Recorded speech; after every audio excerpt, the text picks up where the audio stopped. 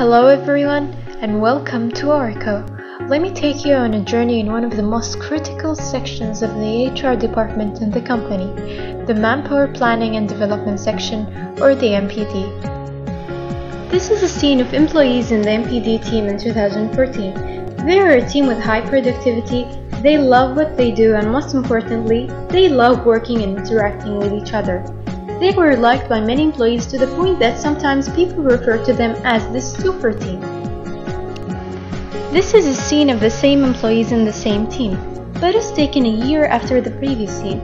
6 of the team members received warning letters on the same day. They are frustrated, demotivated, most of them take continuous sick leaves and annual leaves, and the ones who are in the office are not really there to work.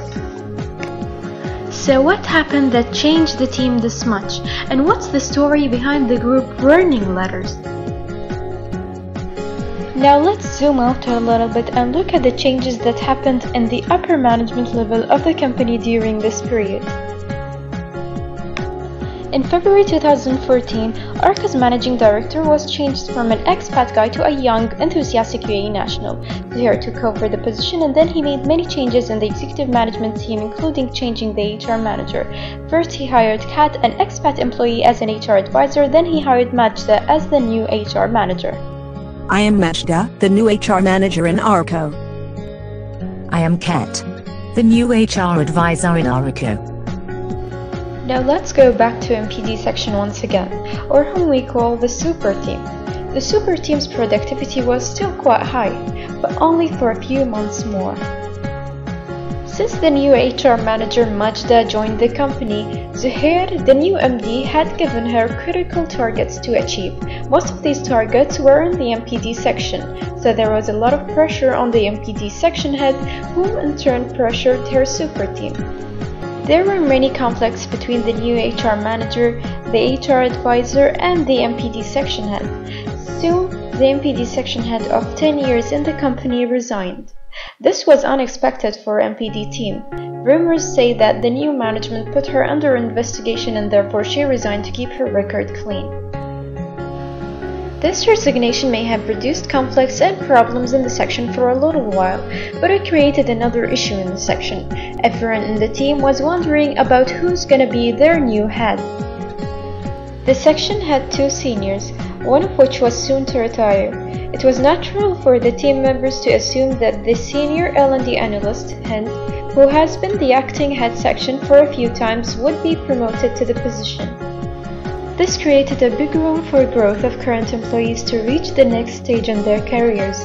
The team was expecting to be promoted or uprated, as these 3 vacant positions at the top of the chart was a golden opportunity for the MPD section that has been closed for years.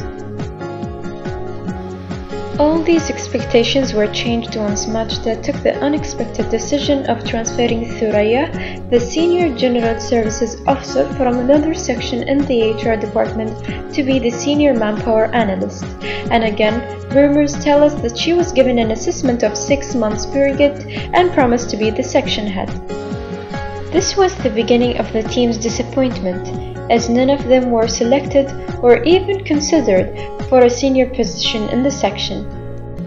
After this decision, there was a strong resistance from MPD team members to cooperate with Majda. The difficulty that Majda and Kat faced was to make everyone take the journey with them on the same boat to achieve the year's targets and objectives.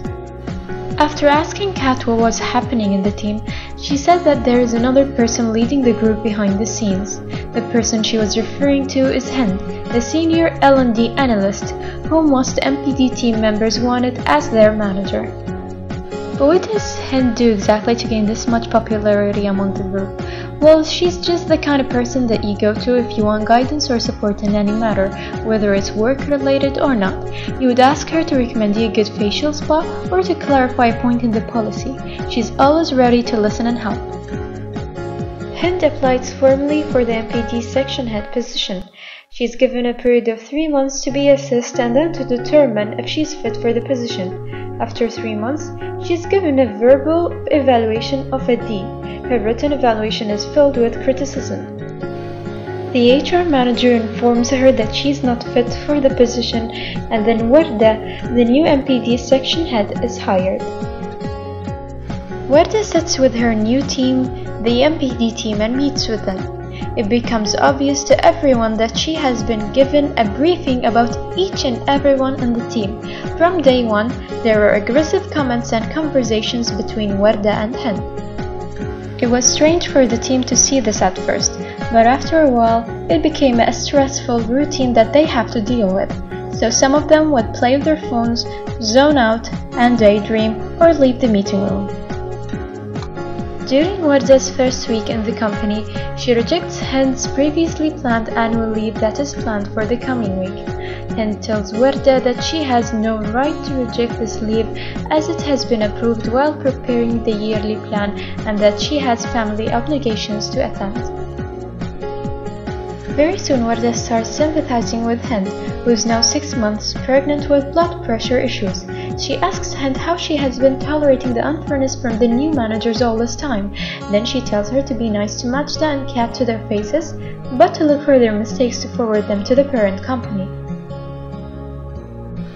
Around the period that Warda joined the company, the MPD team's availability and productivity was not so good.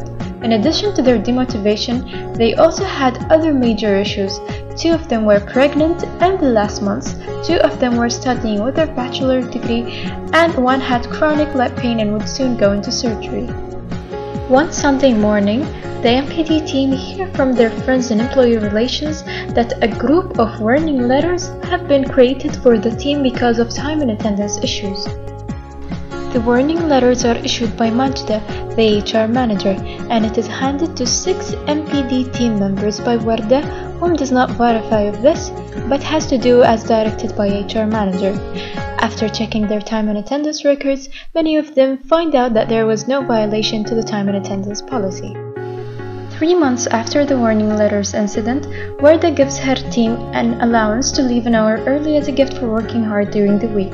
Minutes later, Majda responds and agrees with the idea but asks for postponing it to the week after as a business lunch and mentions that she should check the policy whether it allows giving this hour to the employee. This is a brief story of what is happening in ARCO. So what do you think happened in MPD? And what advice can you give to Majda and Warda to help them in managing the team?